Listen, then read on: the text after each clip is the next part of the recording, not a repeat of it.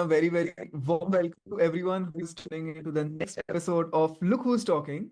And today we are joined by Dr. Lipika Sharma. Lipika Sharma, very, very warm welcome to you.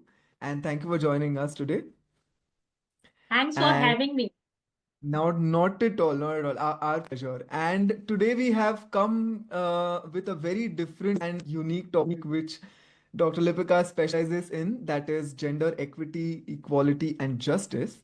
And she has a very, very extensive experience in this subject and in this field. And before, when I got to know, your introduction from a common friend of ours, I tried to kind of summarize in all the things that you have done, but it was so difficult because you have done so many things. And so for me, the struggle was, okay, what should I include and what should I not include? So then I think I'll just give it up to you, and maybe you can tell us about all the amazing things that you are doing, and how did this whole professional journey start? Why gender studies? Okay. Thanks so very much, Pratik, for having me on this wonderful podcast. I love the concept. Me being podcaster myself, I love the concept. You get to know people, Yeah. and it's fun to talk and I'll say help people understand about different topics. So thanks a ton. Hello and namaskar, everyone. So as Pratik already stated that I should introduce myself. So I'll say I'm an Indian lawyer and I'm licensed in India. I litigate at Supreme Court of India. I have a very well-rounded professional profile. As I have experienced almost all areas of legal profession, as rightly touched upon by Pratik, I'll say God has been kind. I've been just persevering. Hmm. So I'll tell you why I say I have touched upon almost all the aspects of legal profession. So other than being litigating lawyer at Supreme Court of India, I'm a freelance senior consultant with UN Women Hmm. as a gender and climate expert. I'm the only Indian over there with a global register having only 67 people from all over the globe as experts. Other than that, I am a G100 India chair for SDG, that is Sustainable Development Goals. I'm a chief legal officer for LJOP, a German NGO who works in the space of SDGs, specifically in African region. And I am also running a NGO with the name of Vidit Kim Foundation in India, Delhi, and I work with women at grassroots. I'm a podcaster, as I already mentioned. My podcast is Green Giggles, and I focus there on sustainability. Other than that, I have advised and published with United Nations Women, United Nations Disaster Risk Reduction Body, UNDP, and various other UN bodies, Red Cross, IFRC, and international consultancies, specifically advising them on gender, climate, disaster, and women empowerment, gender inclusion and justice, why it is important. And I'll say I have worked as a managing editor legal for Asia Pacific region with the leading Australian legal publisher Walter Kluwer Australia, leading the team of 150 lawyers from entire Asia Pacific. Other than that, I have worked when my son was growing up. I took a sabbatical and picked up my PhD in climate change law, and I have As worked if, in the as if all these things were not enough, Dr. Lipika. So you thought, okay, why not? Might as well just. so As if all the things that you were doing was not enough, so you thought, okay, why not pick up one more degree? So I've done a lot. All these things at present also I'm doing simultaneously. Yeah, So I keep juggling with different aspects of legal profession.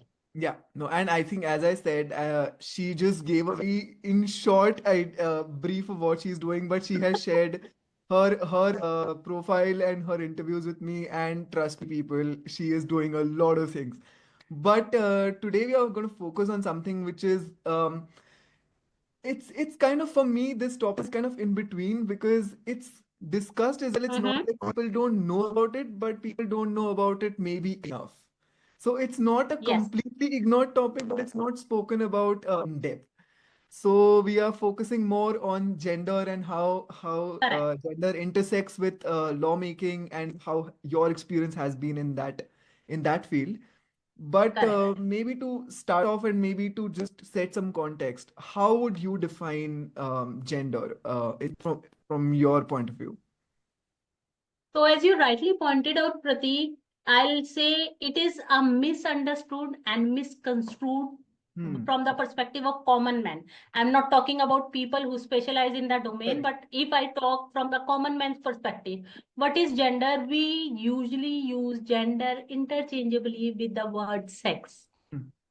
And believe me, they are very, very different things. So gender is basically what? I'll just try to simplify the way United Nations bodies and UNESCO and UN Women specifically Yeah. have talked about or defined gender. So gender is what? Gender is basically roles, behaviors, activities, and attributes Hmm. a society considers appropriate for men, woman, or any other binary at a given point of time. Hmm. So it's basically a socially construed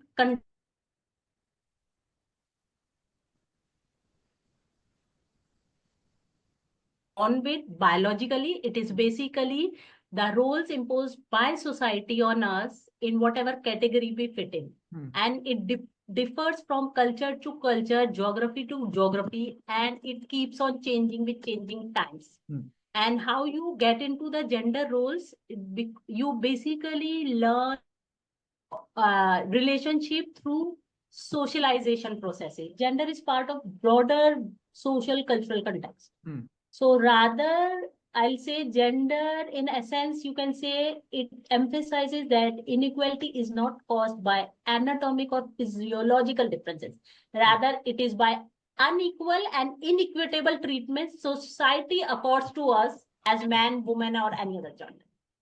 Okay. So that's what gender is basically a society's construed some expectation and value you as a woman and a man and give you certain responsibility, assign certain activities Hmm. and categorize you in as men, woman and any other gender.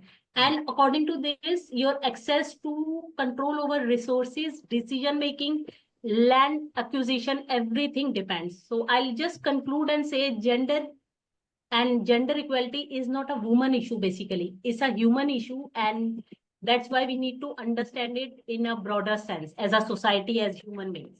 Right. But so from what I understood from what you're saying right now, is it that these the norms that you're saying that this is something that is attributed to being a man and this is something which is attributed to being a woman? Is it something that Correct. keeps on changing or there's some constant that have been carried on for a very long time? There are certain constants, but it keeps on changing. For example, from the days I am growing up, at Hmm. age I am, so in my times, transgenders was not discussed much. Hmm. There were no other binaries. There used to be two binaries.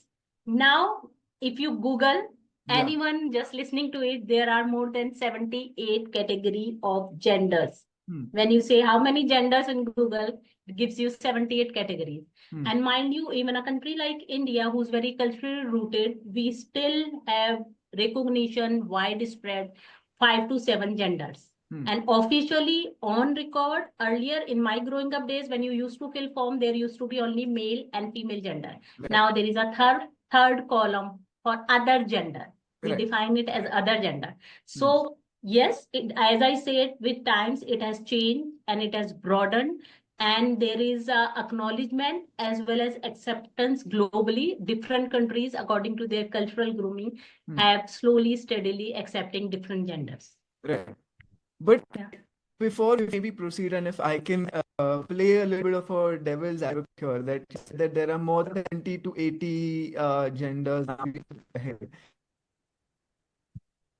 When you were growing up, or maybe 50 years ago. Sorry, can you repeat your question? I lost your voice. Sorry, I was saying, if I may play the devil's advocate here, you said that there are about 70 to 80 genders as of 2020, almost Correct. 2025. But Yes. while you were growing up, or maybe a couple of years ago, when my grandparents, for example, were growing up, it was a fairly divided between either you're a man or you're a woman, and Correct. society functioned in that capacity. And on a by and large basis, I would say it was going okay. So why do Right. you think was there a need of creating, or maybe because this is a manual creation at the end of the day, that Correct. these are It's the a social these construct. are the concepts that we have created by ourselves. But Yes, if society. things are going okay, not very great, but in terms of progressing and moving ahead, was there a need to come up with all these new terminologies or new types of differences between genders? I'll say it's not because of need, rather it's more of a liberty, and you have given more equality and more liberty to accept and admit who you are, what your sexual choices are, what you Hmm. want to do, what you don't want to do. We became more liberated growing up with a technological advancement, I'll say, Hmm. exposed to very many things, and we are now a global village, exposed to different cultures. At Yeah. within seconds, you can connect to anyone. So Yeah. you become more enriched, more aware about who you are and who Hmm. you want to be, and people have stopped putting themselves in the brackets what society imposes on them. Hmm. So those who felt more liberated, they wanted to express themselves in terms of their sexual choices, social choices, what they want to do, what they don't want to do. I'll put it very quickly, like society tells a man should look macho, Hmm. they should dress up in a certain manner, they should not shed tears, Hmm. and women should be docile, good looking, should whatever they do, educated or whatever, the home services are care services have to be done by them. Hmm. It's a very myopic view, and that's how society has been fitting in. So I'm saying, for me, it's a good thing that we are liberating ourselves, our heads, and allowing every human being to be what they are. Hmm. Right? Right. We are born the way we are born, and genders are imposed on us. That's why we have to deal with it. Hmm. Yeah. I do have a couple of add-on things that what you said, but I'm going to spread out the devil's advocateness as we So, progress on the discussion. Because no, and the sure. thing is, why? Because we are doing this chat, and I'm talking to you as a representative of people who might have these questions, like who because all these things are Right. fairly so to kind of grasp things, to accept them, and to kind of include them in in your daily life to go ahead, it takes time, especially because it's such Yes. big umbrella. So all my Yeah. advocate questions are going to be coming from a place that okay, not to kind of challenge or not to kind of dismiss what you're saying, but more so to just have a different point of view, so that people also Yeah. Yeah. but Yeah. before we go ahead, for somebody who is not in a field like you are, or somebody who is not working in a field which requires them to know all these things on an academic basis, Mm-hmm. for a very Mm-hmm. common man, for a layman, or somebody like me who has no background in this, why do you think Right. is it important to understand this whole concept of gender? How does it affect our daily lives? A very wonderful question. How and why it affects understanding gender is important for several reasons, Pratik, I'll say, and it can significantly impact individuals and society by and large. Hmm. Why I say so? Because one thing, please understand, the international data, international bodies like UN says one of the world's strongest marker of disadvantage is gender. Hmm. Shocking? Yes. Yeah. Still, despite whatever advancement we have done in whatever field, still gender is the strongest, biggest marker Hmm. in every what way.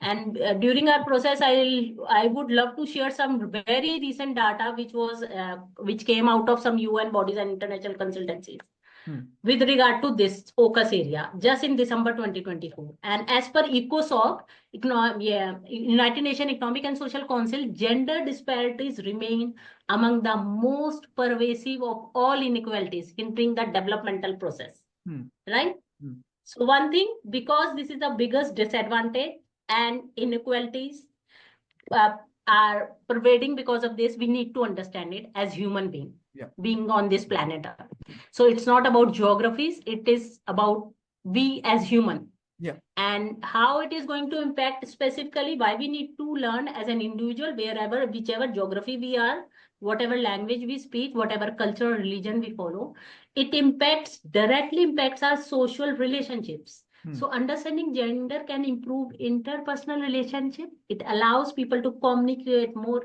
effectively, and I'll say empathetically with others, acknowledge diverse experience and identities, and this can lead to stronger friendships, family relations, and workplace dynamics, which is very crucial.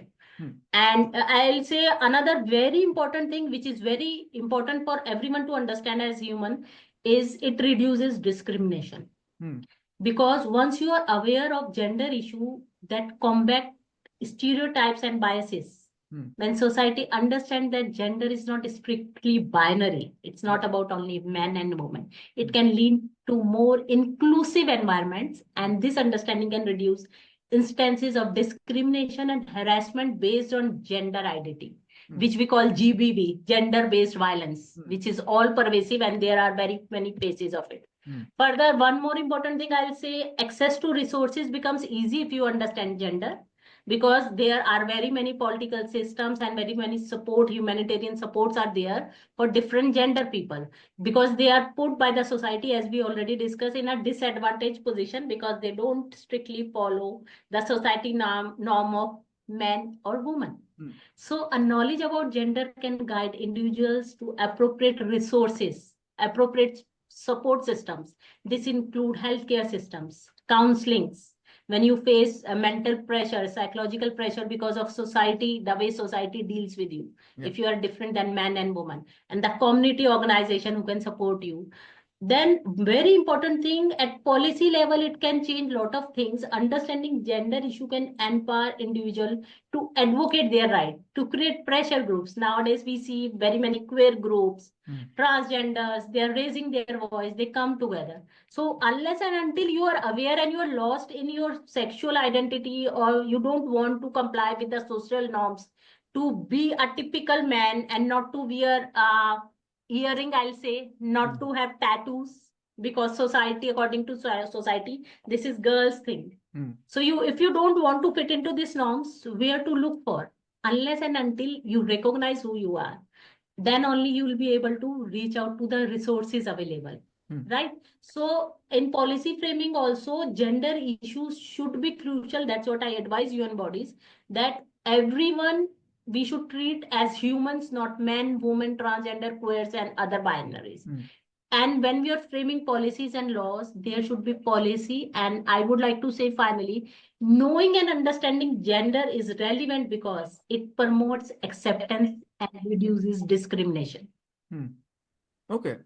Yeah, no, that absolutely completely makes sense, because you also not just said why one should know, but also how it can affect you in your daily lives. And Yes.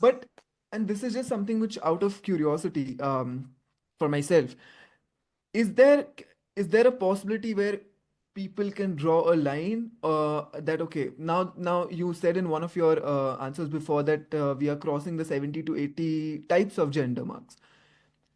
For somebody who does not give this a very how do you say, I lost you. I just heard 70 to 80. You'll have to yes, repeat your. yeah, Yeah. absolutely. So I was saying, so now currently as we speak, there are 70 to 80, but is there a point where we draw the line that okay, this is, you can't keep on creating these spaces for yourself just because you don't fit in the already established norms? Correct. Is there Correct. no such kind of a Correct. limiting factor? Because So, yeah, no, please sorry, go go on. ahead. Please complete your question. Okay. Because if you see on social media, or if you see on any other social media platforms, there are people who come from a exactly different opposite point of view as well, who think, okay, this all is Right. getting way too out of hand. Like how am Yes. I supposed to follow all these things, and how am I, because it gets confusing, and I understand that point of view as well. That for somebody who is not involved in all these things, it could get a little too much. That okay, 70 gender, how am I supposed to keep up or keep myself updated with all these things? So can we draw a line, or is there a possibility to draw a line that okay, this is it now, you can't go beyond this? Or is there no such possibility? No, there is a possibility. I'll say I said Google mentioned 70 plus genders. Yes.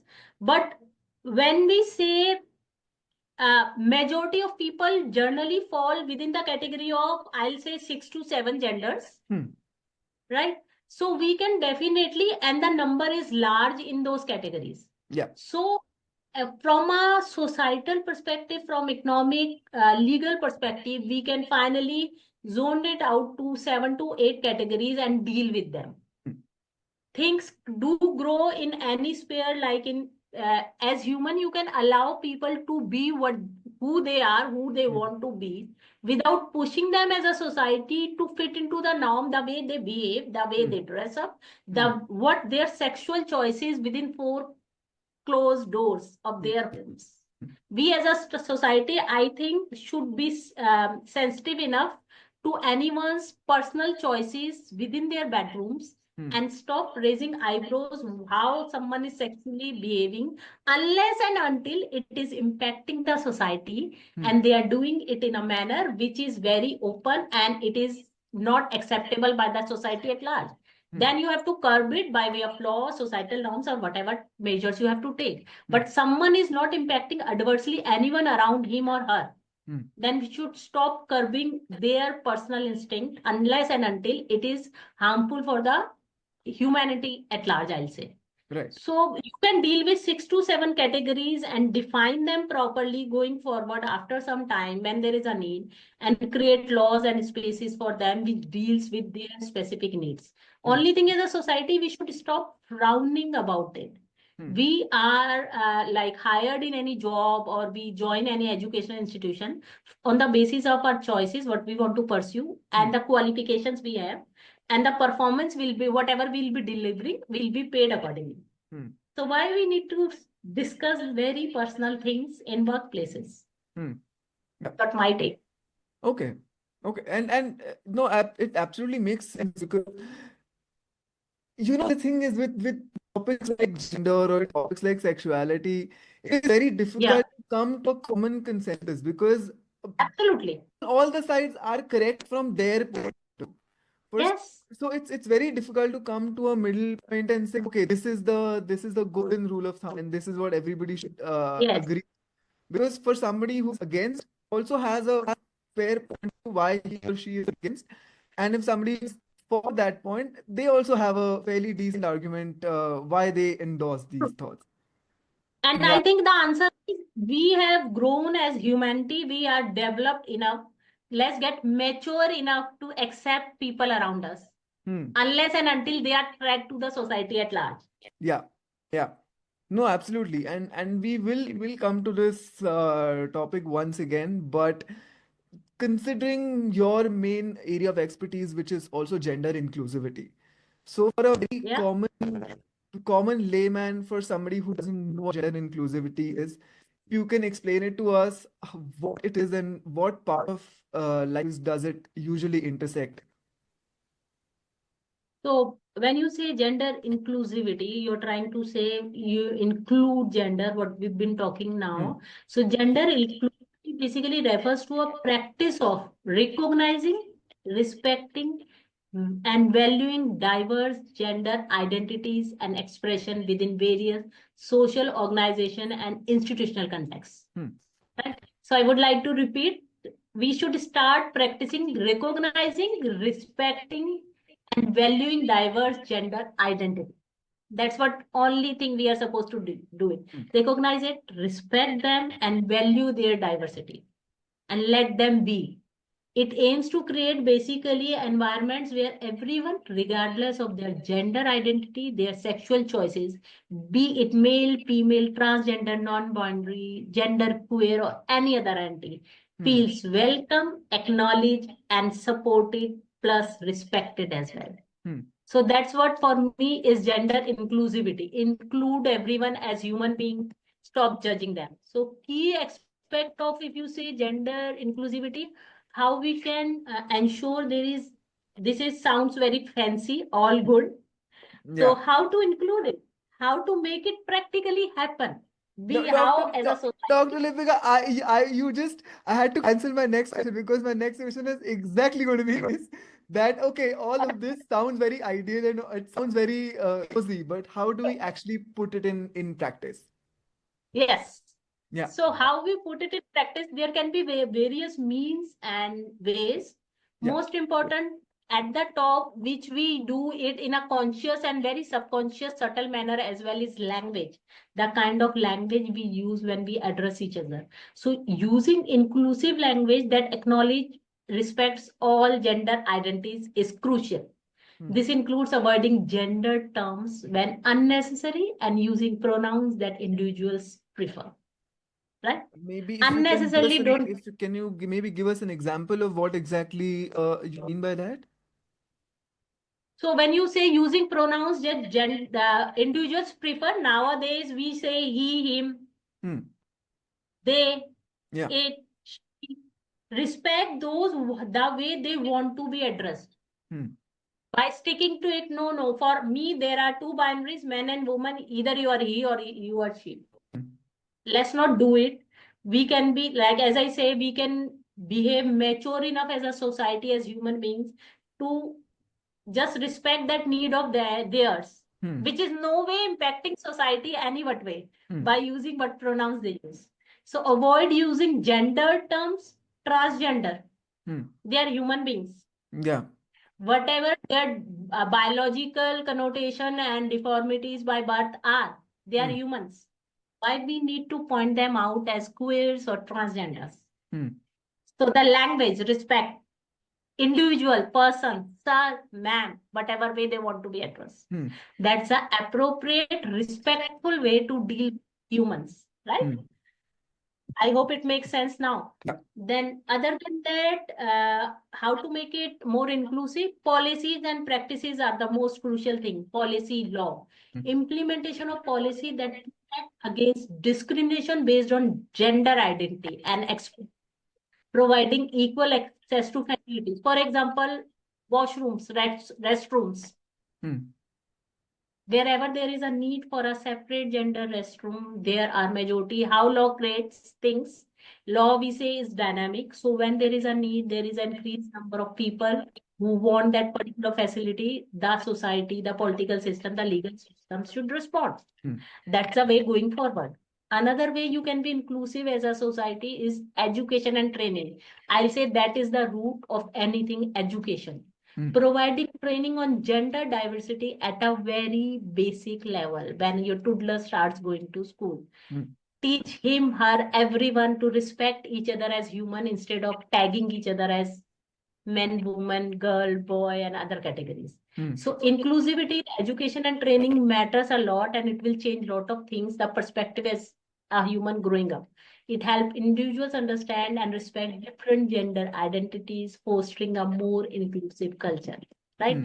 It is difficult to hamper the brain of a grown up. Yeah. Rather than when a toddler is growing up, you make that baby understand that we all are equal, Hmm. despite what our choices are. Hmm. And visibility and representation is another crucial way of inclusivity when we talk about including or gender, ensuring that diverse gender identities are represented in media, leadership, and decision making roles. Hmm. I'll say, as an Indian, I'm very proud. In India, we do have very many transgenders in legislative assemblies. Hmm. We do have very many working in corporates, educational institutions, they are there. And we do have proudly 2 to 3 acclaimed, internationally acclaimed transgenders who have spoken at the floor of General Assembly of United Nations as well. So promote them, allow them to be part of the representative bodies, have their voice, so we can be more inclusive. Hmm. So I'll say finally, by inclusivity is about creating environments where all gender identities are respected and valued, Hmm. and drawing the line involving balancing the rights and needs of individuals while fostering the culture for respect and understanding, ensuring that inclusivity efforts are meaningful and respect effective. So respect, I'll say, is at the core. Respect each other as human beings. Hmm. Yeah. But and also maybe just on that point of that you said that using the correct pronouns for people who prefer. And if I may play the devil's advocate again, because I enjoy getting different point of views. But Good, good. one of the I Yeah. was watching an interview a couple of months ago where there was a transgender person who was being interviewed, and the reporter who was taking the interview, the participant said, and then the reporter said that all is fine. I chose to use the correct, grammatically correct language. So I'm going to call you not a, you are a single person. You're not a they, or you're not multiple, and this is not the language I have been taught. I'm going to use correct grammar, and I'm going to call it you. Okay. Whether you call, you want me to say he or she, but it's the two things. Do you maybe see, or maybe do you the reporters who's also coming from, okay, for me it's becoming a little difficult to address somebody like that because this is not the way I'm taught. Back now. Yes. Did you I listened the whole thing. I want to know the question you raised. yeah, so So what so the question was, do you maybe in the reporters arguing that okay, this is what I have been taught for a long known. So suddenly, if somebody tells me to change the way I speak, it's inconvenient to me. So why should I do it? Do you see some merit in that? Absolutely not. My perspective. Yeah. It was his perspective as a Yeah. reporter. My perspective is that's what I'm saying. That's what society has been doing, imposing things on us. We are stuck here in our heads. It will not make big difference for him to use a particular terminology, what the other person he is talking to use it. But he's grown up in a certain manner and he's, I'll say, living in brackets, and he doesn't he's adamant not to accept it. When it is difficult for him to use a particular pronoun, you can understand how it will reflect in his behavior. That's what exactly I'm saying. You're not being respectful towards the other human being because he has different choices. Because you are groomed in a manner to respect a person on basis of this 10 criteria. If it goes beyond, you say no. Fit into this 10 or you don't exist for me. For me, that's what I'm trying to say. We are mature enough, exposed enough, seen the word and development as humanity. We should be courteous and respectful enough to respect these teeny mini things. As I said initially, I'm repeating it at the cost of reputation. Mutual respect for each other instead of being adamant. Let's evolve. We are still evolving very many ways. That's been process of our evolution as human beings. Yeah. Physiologically, biologically, we have evolved. We have changed. Right. So what is the issue now? Yeah. So for me, just start respecting other individual as human being, and things will be sorted. Yeah. Yeah. No, I hear you. And again, I mean, for people who are listening to this episode, it's not to prove what is right or what is wrong. It's to understand what all these concepts mean. Because it's impossible to change everybody's point of view and change everybody's opinion at one time. But Correct. if we can at least have an open discussion, I think that's also a part of the job done. That's exactly why I'm Absolutely. here today. But maybe to shift towards more on the legal point, which is what you also work in very actively. So, what parts of law actually take gender into account, and what parts of law don't take the gender into account? That's such a lovely question, and people generally don't ask, which we need to understand. So, gender, I'll discuss mixed perspective. I'll talk from an international perspective Yeah. and Indian context as well. Yeah. I'll touch upon. So, internationally and in India as a specific, the largest democracy, the largest population, gender plays a significant role in several areas of law. But its relevant varies according to different legal domains. That's what your question is. Yeah. So, which portions of law take into account gender? First and foremost, which top the list is family law. So, in many jurisdictions, including India, gender is crucial when we talk about family law aspect, which covers marriage, divorce, inheritance, child custody, right? So international conventions like CEDAW, which is Convention on Elimination of All Kind of Discrimination Against Women, focuses on elimination of gender-based disparities against women. So it's a gender focus. woman focused, eliminating the gender-based violence against women. Then in India, if you talk about personal laws like Hindu, Muslim, Christian, other laws, including provisions that distinguish between men and women, particularly concerning inheritance, marriage, and divorce right. Here, the way the law moves from a family law jurisdiction, gender is very prominently dealt with.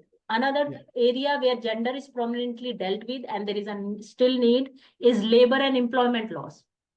So International Labour Organization provides convention ensuring equal treatment in employment irrespective of genders, which is very important because when those laws were framed and still, despite having many genders, the main segregation is man and woman, and they are still in this modern world sitting, we are touching 2025, we are going to enter 2025, we still have disparities in terms of the position women can reach or other genders can reach. And there is a disparity between on the same position, how men are paid or how women are paid. Right. So here also specific genders are discussed when we talk about labor and employment. Gender consideration are prominent in this area. It regarding pay equity, maternity leave, sexual harassment at workplace, and other discrimination. In India, we do have POSH Act, which is Prevention of Sexual Harassment of Women at Workplace. I am a POSH trainer in India, trained more than 24,000 people. So I have quite an exposure. And that is a place we need to talk more about women, though in metros there are very many binary, but still the data states internationally or nationally, women need to be protected and barred at workplaces to ensure they have a right to livelihood. Another area where gender prominently reflects of law is criminal law. Offenses related to sexual harassment, domestic violence, rape. Even international conventions like Beijing Declaration or CEDAW, which I have already discussed, mandate protection of women against gender-based violence. If we come to India, there is an act which talks about protection of women from domestic violence.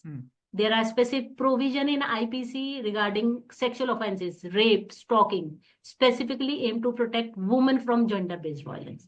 So broadly, family law, labor law, criminal law, these areas, gender is very prominently reflected.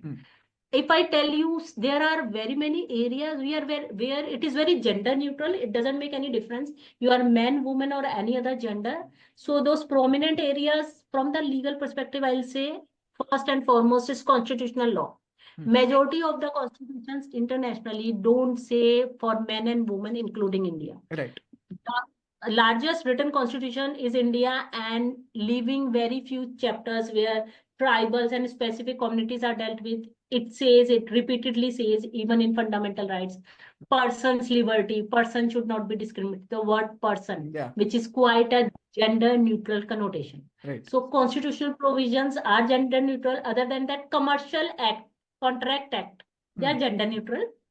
Right. In contracts, you just are interested in the parity between the parties, legal capacity, consent, and performance. Another area where it is very gender neutral is property law. It has nothing to do with men and women. It is all about international property law, even tend to treat ownership and transaction with regard to nothing to do with gender. As an individual, your rights are dealt with. So this is broadly how the law deals with gender. Okay. But from your point of view, do you think this kind of differentiation between which laws include gender and which laws don't, do you think it is pretty fair, or are there any sections which you think that should include gender? Not really till now. Whatever my understanding, whatever my exposure to law is, majorly it's quite okay the way we've been going nationally or internationally. Only area which is my expertise and forte is disaster and climate. I was in COP29 in Baku last month only. Yeah. The largest climate conference, which is a UNFCCC, United Nations body, focused to dealing with climate change, is still struggling with the definition of gender. Whether to include human rights in the gender definition or not, whether to use intersectionality or not. Yeah. I frown upon it as a lawyer, as an individual, as a global citizen, because that is a crucial existential issue, climate change. You Hmm. admit it, you don't admit it, you are facing it, Yeah. Yeah. right? So if we, and the data internationally established and admitted by majority of the nations of United Nations, that climate and disaster impact adversely women and ethnically disadvantaged indigenous community more than men. Okay. They are the ones who face the disaster first because they are at home doing care services, looking after household chores, looking after children. Hmm. So they are hit by, they are at home when the disaster is hit. They are at home when the climate impacts. So even if they are not considered, women and indigenous community and other ethnicities, not considered when framing policies to deal with it, disaster and climate, you lead nowhere, Hmm. because you are not taking what's happening in ground in stock. Yeah. They are the main stakeholders. Right. So that is the area which is crucial and which impacts the whole of humanity and on planet Earth. So we need to hurry up in ensuring that gender is dealt with in a clear terms with regard to climate. And another quick take is, for me, gender is not clearly defined yet. Hmm. Different bodies internationally define it in a very different manner. Right. So my take is, as a lawyer, I do talk in COPs and wherever panels call me, we should have one common definition by United Nations itself, which define gender very broadly, Hmm. right? So which can fit into every perspective, social, climate, disaster, political, everywhere you should understand, okay, this is how gender should be understood, Hmm. whether we are following it or not following it. So if you don't follow it, there are ways and means to deal with you as a nation, as an individual, as a region, Hmm. right? Till now, till the time you don't define it, you cannot have curves and you cannot see the growth as well. So Right. there is a lot of confusion. Yeah.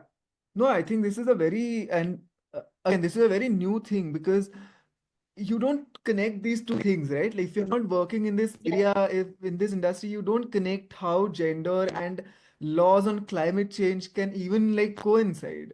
So I think that's a Yes. very interesting point of view that you brought today.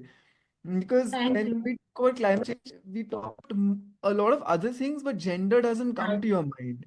That Come. okay, And which is, as I told you, that is a yeah, core, the biggest marker of disadvantage. And in the most crucial issue, you are not taking it up. yeah, yeah.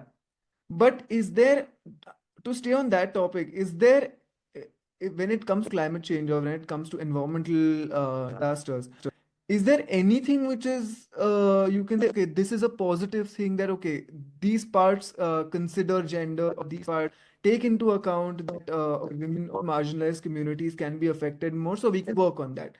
Or is it, we can say a blanket statement that, okay, it's not, the work is not being done yet No, no, at no, all? no. I don't want to miscommunicate that. There is lot Yeah, of work and lot of progress is been done. I don't right. deny it. Yeah. But we are still struggling with basics. We are not on a road to speed up now, Hmm. right? Hmm. In disaster area, as I have advised United Nations Disaster Risk Reduction Body in October 2023, my report was doing this only to scan the data of 198 countries which are part of UN CEDAW, Hmm. how they report to CEDAW Secretariat, whether they include these intersectionality when framing policy with regard to disaster or not. Are there quotas in policy making bodies? Are the Hmm. stakeholders inputs are taken or not? If yes, how? How much is the Hmm. involvement of government, NGOs, everything? Hmm. So I was like surprised to see, Prateek, I must tell you, the big nations who contribute majorly or stop the working of UN majorly don't bother to put on record even the report. Hmm. So that, and the small little countries, those who are suffering majorly because of the developed nations behavior and not financing the climate, and who are facing existential issues, they may get wiped out very soon. They are doing amazing job in this area to be very inclusive with regard to gender. because they see the threat. Right. Either they do it or they are wiped out. Right. But the nations, because of whom these small countries, islands are suffering, they are not willing to take the step. So even if these small little countries take the step, if the major ones who has created this mess don't come forward Yeah. to deal with it Yeah. in international scenario, this situation cannot be dealt with, because gender is also a funding issue as well. These countries I'm talking about and Yeah. mentioned. Yeah. Yeah. So funding issue, why? So Vanuatu, and there are very many islands who may get wiped out, officially accepted, globally accepted, right? If you don't talk to them, whatever little they can do with their small little economies and with their own struggles to survive, they don't have enough funds to empower them how to deal with the situation. So the funding has to come from international bodies, Correct. these big nations who are capable enough for hand holding. Correct. Right? Correct. Unless and until you admit, yes, gender need to be recognized, acknowledged, and you will not release the funding unless and until you recognize it. So funding and gender are closely related when we talk about disaster and climate. Recently, Santiago Network has set up a loss and damage fund, which was set up last year, which is picking up well, doing a wonderful job, already started helping technologically these small countries who are approaching. So I'll not say the scenario is dismal, but I'll say more needs to be done and more quickly it needs to be done. Yeah. Yeah. But when we talk about disasters or any calamities, does this also include purely man-made calamities as well? Like, for example, if two countries go on a war, or if there is any that sort of situation happening, like what is happening currently in a lot of countries, do Yeah. these laws also include gender from a man-made calamity point of view? I'll say this line is somehow blurring. Yes, it exists, the natural calamity and man-made calamity. I'll say the war situation is also it is turning into a natural plus a man-made calamity, because Correct. when you are at war, you emit a lot. Right. Right. When you are emitting, by default, you are creating a calamity. Hmm. An important thing when we talk about climate or disaster, it doesn't settle in the boundaries, the man-made boundaries. Yeah. Right? Yeah. It transcends it Right. quickly. If I am polluting India, I can't say my neighbors will not be impacted. They will be. They are bound to. So war is a mix, I'll say mixed scenario, which is human-made situation, which will boil down to the natural calamity down the line. Right. Yeah. Right? I think that's a very you gave a very interesting point of view, because again, you don't connect all the things that we spoke about. You usually don't connect gender with those things. But Yes. looking at your experience, and since you are heavily involved in all these things, you gave a very different, interesting point of view. Thank But you. to stick on the gender, maybe Yep. little bit ahead is two terms which are kind of interchangeably used, which should not be ideally, are gender equity and gender equality. And these two things are not the same, but very Yes. often will end up using it as if it means the same thing. So what exactly is the difference between gender equity and equality? I love that question of yours, and you rightly pointed out misconstrued. I'll say yes, they are frequently used interchangeably. People don't understand they are different. And especially if you are not, I'll say, English native, Right. that's not your Right. native language. So you think maybe there is some spelling issue. So equity and equality is just one and the Yeah. same Yeah. thing. Yeah. They are not. They are absolutely not. So let me try and define it. How I'll put it, like gender equality and equity are related concepts, but have a distinct meaning. I'll start by saying this. They Yeah. are related, but they are distinct. So what I mean by that, let's define first what is gender equality. Yeah. So gender equality basically refers to state of equal rights, responsibilities, and opportunities. Right, responsibility and opportunities for all genders. So I'll say it for all humans, right? So equality does not mean that men, women, and other genders will become the same, right? But that the woman and men's right, responsibility, opportunities will not depend on whether they are born as male or female. Get my point? Yeah, yeah. So it means that individuals, regardless of their gender, have the same access to resources, opportunities, and protections under the law. That's what gender equality is. It aims to eliminate disparities and discrimination, right? Between men, women, and other genders. Yeah. So is it to maybe, if we have to kind of simplify what you said, is it that everybody's starting point should be equal? One should not get or like one should not get a preference because they are born in a certain gender. So everybody should start at Preference and disadvantage. Yeah. Preference as well as disadvantage. You are a woman, so you will not get this facility from the government because your gender is this. Yeah. No. So equal opportunity and equal access to resources and law as well. As we have already discussed, constitution word over majorly are gender neutral. So they don't ask the government to distinguish when framing laws, distributing things. Yeah. To distinguish between on the basis of gender, right? This is what gender equality is.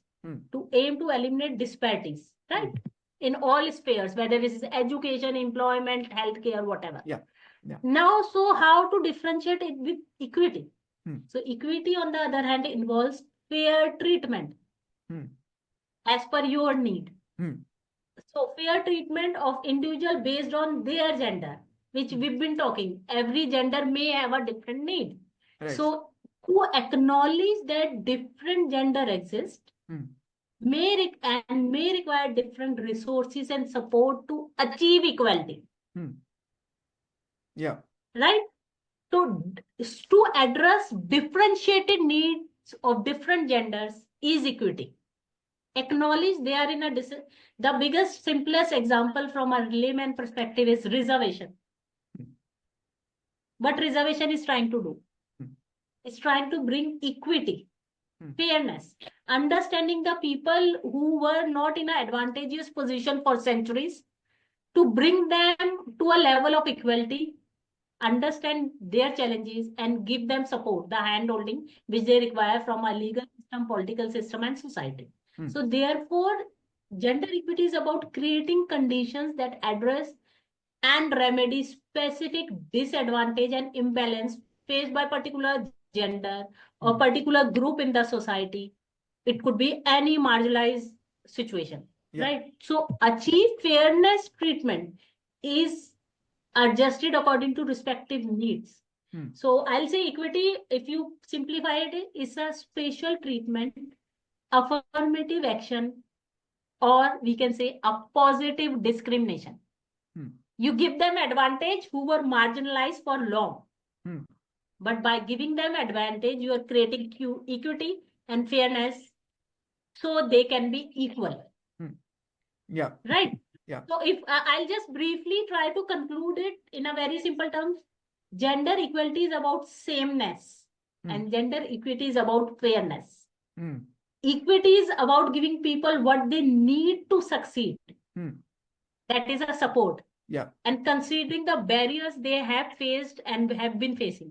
And on the other hand, gender equality tries to eliminate all forms of discrimination. Yeah.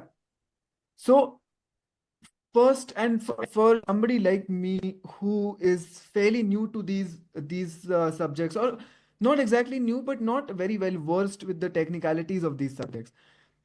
So first, should we aspire to first have gender equality and then work on the equity part? What comes first? What should we solve first to solve the larger picture? So both has to go hand in hand. Okay. Okay. Where required positive discrimination, that is what we call equity. And otherwise, in general, you have to treat all human beings in a political geography as equals. So equality and equity, especially if I talk from the diverse context of India, it has to go in hand in hand. It cannot be, let me achieve the equality first and then we'll see the equity. No, it will not work. Yeah. You have to balance both the things. Okay. But are there any specific barriers, or are there any um it could be from a governmental point of view, it could be from a legal point of view, or a societal acceptance point of view. What do you think are the biggest barriers to these two things, that, because a lot of countries are working on achieving this. So, there are a lot of intelligent people who know all these things. Why are we not able to still solve? Like, why is it still a discussion in 2025? What's the biggest issue to make this happen? Two majorly, I'll say on face of it, what I've been saying, and I always stress upon the perspective. You may Hmm. frame a law, but there is no acceptance in the society, or Hmm. there is a discrimination or inbuilt bias the way we grow up. Hmm. We like, for example, I'll again go to the Indian context with regard to reservation. Hmm. When you look down upon someone who is in a reserve category, because of that reserve category, he is in an educational institution or in a job. Though the society or law is trying to push and ensure the equity, Hmm. but the society, the human being around, I have inbuilt biases. Hmm. Despite he or she may be an officer grade, they are looked upon now. Yeah. Hmm. Right? Their families face the same issue at a societal level. Hmm. So no matter how good laws are framed, how good the implementation is, how good the education is, how much you are supporting to bring equity, ultimately, if we don't change the perspective, nothing will, you will not see the change that effectively on face of it. And what I already mentioned, education is the core. How to change the perspective? Hmm. Start it from the beginning. Start it from the family unit.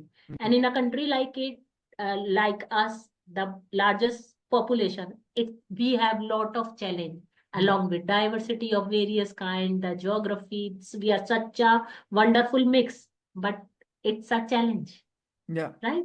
Yeah. So you have to go slow, you have to be persevering, keep going. But if you don't bring this change via education from grassroots, it will be a long path to, like, as you already say, why we in 2025 need to talk it Hmm. out. Because we are not changing our perspective, and law cannot go and knock every door and say, change your perspective. Change. It Yeah. has to come from education, from within family units, and from the education system at the grassroots. Yeah. But if I may once again be the devil's advocate. Gee, yeah, But there are a lot of things which happen on social media, which are about people having issues with modern feminism, for example, or people who are speaking against, now specifically in Indian context, because I'm not sure how it works in other countries. But from an Indian context, we see a lot of people also have issues with adding reservations. And a lot of Mm-hmm. people have a thought that it should not be a caste-based reservation, it should be a financial-based reservation. So it Right, doesn't right, matter where you come from. If you can't afford, because correct. that is the basic human, right? So if you can't afford Yeah, it, you should get help. yeah, Or people, yeah. not a con, but a different point of view towards where feminism is going today. That, okay, out of 10 people, 5 are making good points, and they are just using it, exerting it just because it's in vogue right now. How do you look at this, when gender equality or equity bias? And do you see where these people, do you see merit with this argument?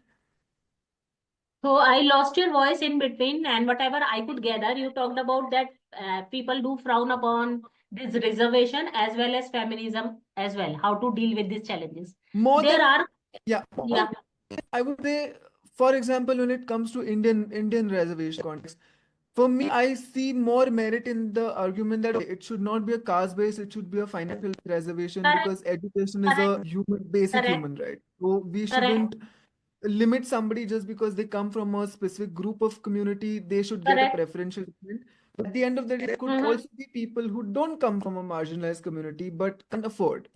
So Right. do you, like, there are a lot of these arguments also coming, which quite make sense. So how do you make sense of that? I am in favor of these arguments. That's the beauty of democracy. We are Hmm. allowed our voices, and no one is Yeah. curbing us to speak whatever we want to, wherever we want to. And Yeah. I'll say our judicial system has been very active with regard to reservation from the constitution provisions, articles. Supreme Court has now and then given very many judgments related to reservation. I totally agree, and even I am of this opinion personally. No offense made to anyone, that we have done a wonderful job giving reservation to the communities who were marginalized and needed it. But we need to have reservation. I'm not asking to curb their reservation, but we need to have reservation for economically backward people who Right. doesn't fall in the category of so-called, as defined, sorry for that word, so-called, as defined by the constitution, scheduled caste or scheduled tribe. If you don't fall in the category, but economically you are vulnerable and you need a support, there should be reservation. I'll again say that is a correct perspective that should be there. But my perspective, I'll say it, there should be end to reservations. There should be, That sorry. and there should be end to reservation. It should end somewhere. It should not, and it cannot go on, because sometimes the flip side, the con side is people get used to it and relax that I am going to get an easy way and let the other party struggle. Right. So we have to maintain a balance. And as I already say, we are a diverse population. And what is our beauty? That we are in a vibrant democracy. We are allowed to speak wherever and whatever and say whatever against whomsoever we want to. Right. But the flip side is then you have so many diverse voices. You Yeah. have to take everyone on board and ensure that everyone is satisfied to an extent, that there is not a disturbance in the society at large because of some amendments in the constitution or a law. So Yeah. I'll say the all pillars of the four pillars of democracy are doing their job, whether we call it executive, legislative, journalist, and the judiciary, obviously. So I'm sure we'll soon reach there and find a balance as a country. It takes time. There are challenges, as I've been repeatedly stressing. Yeah. So, but till now, we have done a wonderful job with regard to this without any much of chaos, leaving a small period in our history with regard to reservation. We have been able to, I'll say, manage and achieve what we really wanted to an extent. I'm sure going forward, we'll be able to deal with this situation Yeah. of economic reservation as well. Yeah. And how do you come to the same question? How do you look at the not a backlash, but an alternative opinion about modern day feminism? Feminism. But what is happening right now? Because you go on social media, you see both the sides. You see people who are very strongly against feminism, that okay, no, it's all just how do you say, attention seeking, and it's just becoming a trendy buzzword now. But then we also see people who are strongly for feminism. How do you see feminism going ahead? And do you see any negative or a backlash of that? Thanks for that powerful question and very relevant. So I would like to respond to it. I'm not a feminist, I'm a humanist. That's what I've been stressing. Me, myself, being a woman, born, brought up in Delhi, in India, with a cultural grooming which have in families inbuilt biases against women, against girl child, against female. Despite lot of a long list of policies government has come up and uplifted many girls and women, it's still an issue. But I'll say, if you keep focusing on woman, girl issue, you are never going to achieve it until unless you deal with male masculinity, their vulnerability, and toxic male gender biased, I'll say, characteristics. Unless and until you balance this, you're not going to achieve it. Because as I'm repeatedly saying, it's all about humans. So if you empower one gender like woman and like keep raising voice, they are, yes, they need upliftment. Yes, they've been like pulled upon down because of gender norms of the society for very long time. So there has to be, as we have already discussed, equity for them. But if you keep empowering them and don't tell the other gender that it is for betterment of everyone going forward, it's not challenging their masculinity. Rather, they can work as a team, as partners.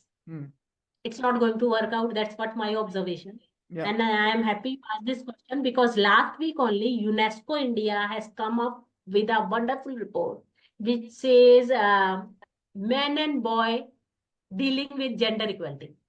How it is crucial to deal with masculinity when you want to have a gender equality. And there are 10 wonderful case studies in that report, and which discusses exactly this, that to fight uh, gender equality, to ensure there is a equity, you need to deal with masculinity. Right. You cannot leave the other gender out and keep shouting about feminism.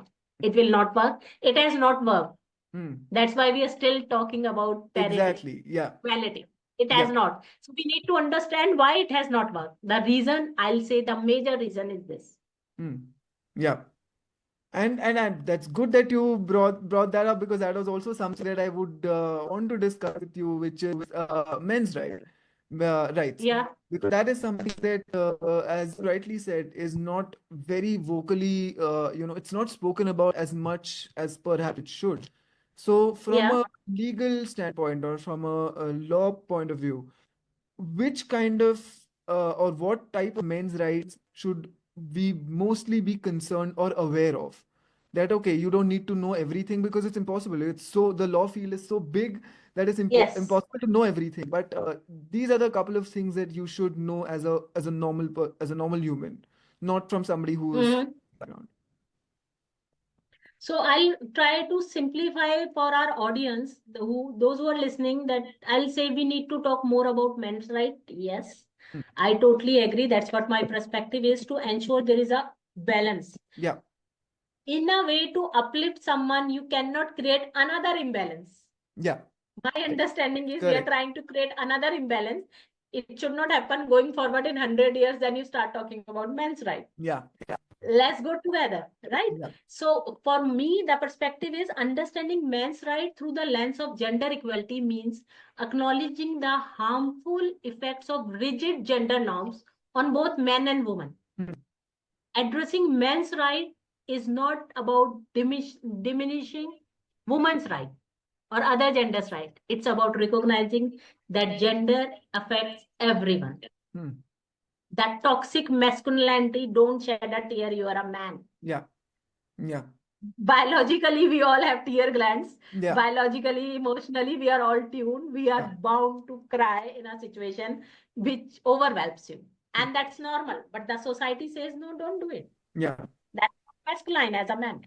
Yeah. So that's a toxic aspect of gender. So I'll say masculinity and vulnerability has to be dealt with by dismantling toxic masculinity, fostering a culture where men can express their vulnerability easily without any frowns, seek emotional support and access equal rights and social rights. Society can promote true gender equality.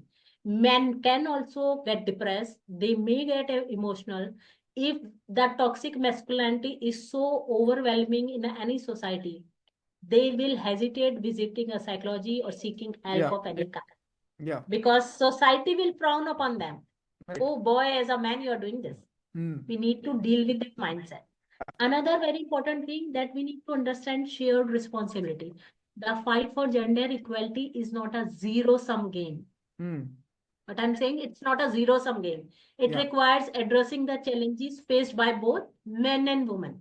So you talk about feminism, keep uplifting women without telling and making men understand how it's going to change their life for better, not for worse.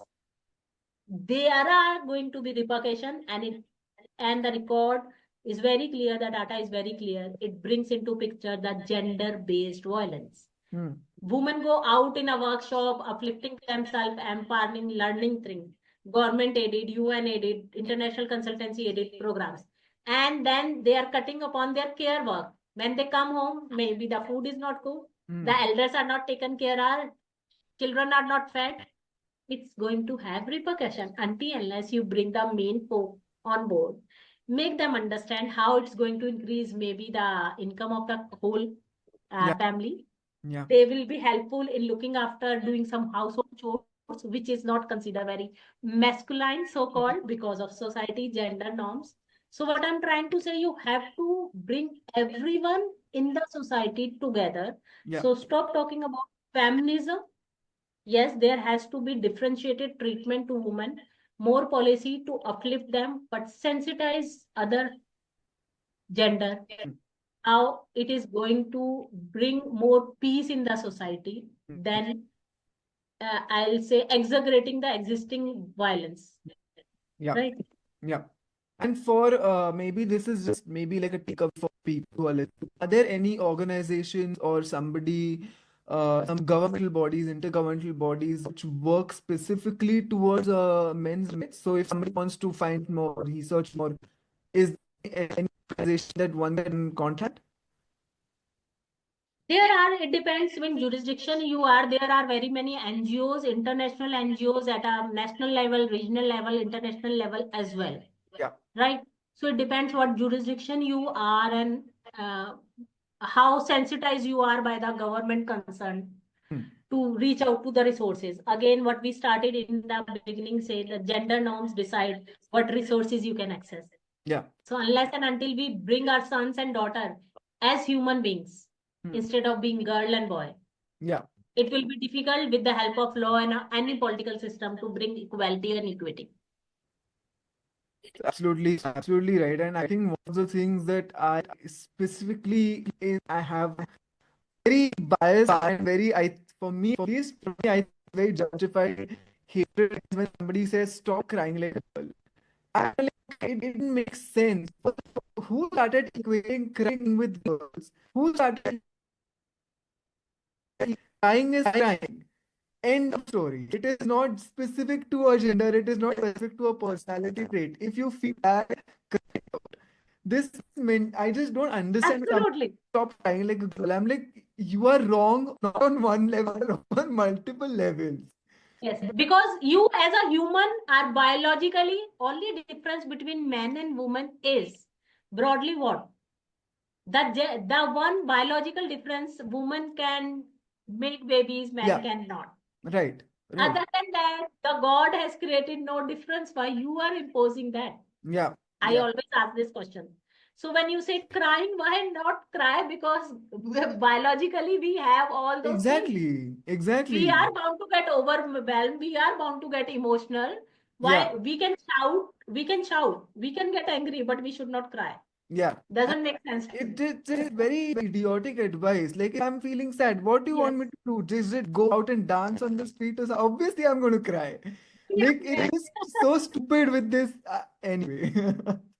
But, Dr. Lipika, as we come towards, towards the end of our chat today, I wanted to get your opinion on two things and as a takeaway as well.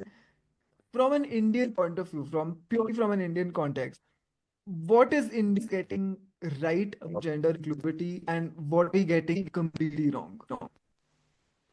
Sorry, your voice crackled. Can you just So, is it better now? better? Okay. Now I wanted to ask from an Indian context, from an Indian interview, what are we getting absolutely these things are very good and very well put in place, and what are we doing very wrong? I'll I'll take this question as I'll say totally wrong is a big no-no word for me. So because the way India has progressed internationally in the last 20 years is remarkable. And the globe was not expecting the way we have grown despite the challenges we have. Very many, which all through our podcast, in our podcast, we have discussed. So I'll not say we are lacking somewhere, but we need to do more. We need to do better. And there is always a scope to do better. So if we talk about gender inclusivity, what is the status in India and what we are doing? We are doing a remarkable job, believe me. But there are roadblocks, there are issues.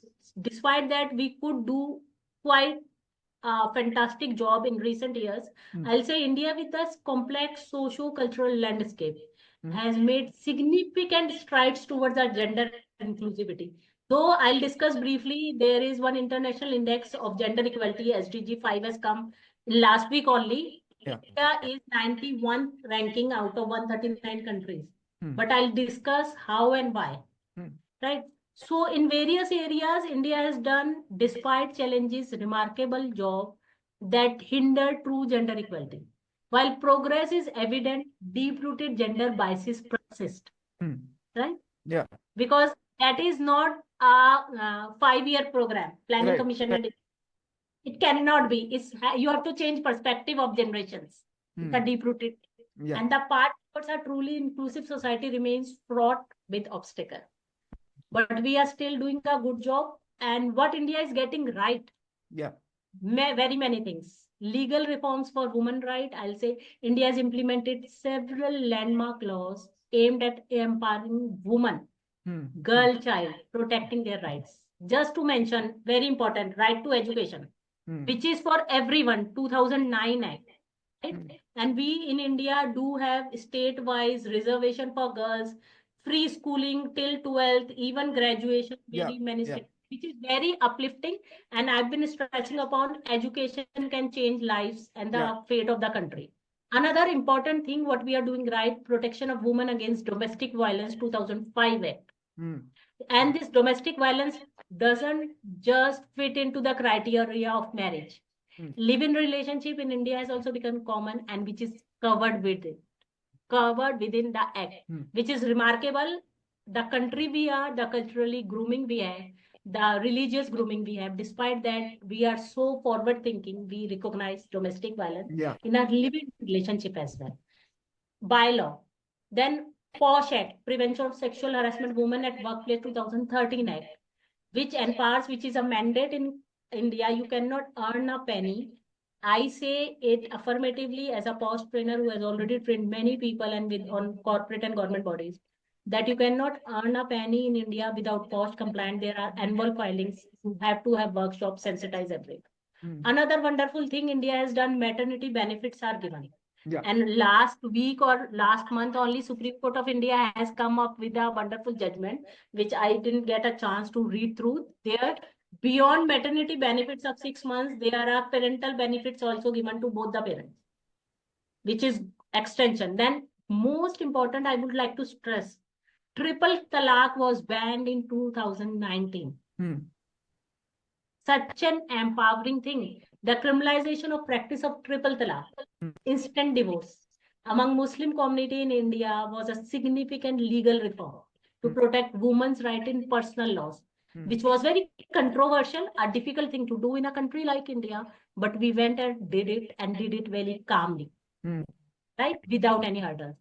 And there is political reservation the most important, more crucial, which has changed many things in India, is 73 and 74th Amendment in Constitution of India, which made it compulsory that there should be 33% reservation of women in elected body from grassroots, starting from panchayat Hmm. Hmm. till assemblies. And wonderful thing is, last year only Parliament passed an act which will be in the next general election applicable. Even in Parliament now we have a 33% of reservation, which is a thumbs up, 106th Amendment in Parliament. Amazing thing in a country which is very diverse with lot of challenges like India, the biggest democracy. It's a big thumbs up. The thing, social welfare program, Beti Bachao, Beti Padhao, save daughter, educate daughter, which is such a wonderful thing. And on ground, you can see the ripples and immediate effects in very many pockets. I'll not say everywhere it's doing a good job. There is a lax situation, but till now it has performed well. Well, Swachh Bharat Mission, Clean India Mission, where why I'm talking in gender inclusivity, the Clean Bharat or Swachh Bharat, because this program focuses on improving sanitation and with regard to women hygiene, sanitation, menstrual sanitation, was they were disproportionately impacted. Hmm. And this has done a remarkable job for bringing this kind of sensitization. Pradhan Mantri Mudra Yojana is a long list. It will take 1 hour for me to tell you. And most important, one last thing, which is I I'll say the best India could have done. We have an Act for Transgender Person Protection of Rights, 2019. Hmm. We are talking about other binaries. Hmm. We in India are strongly accepted them, and we have a separate act in 2019 dealing with their rights, everyone. Yeah. So we are pretty inclusive, doing wonderful job. So stay tuned for our next episode and just thank you so much. Bye bye.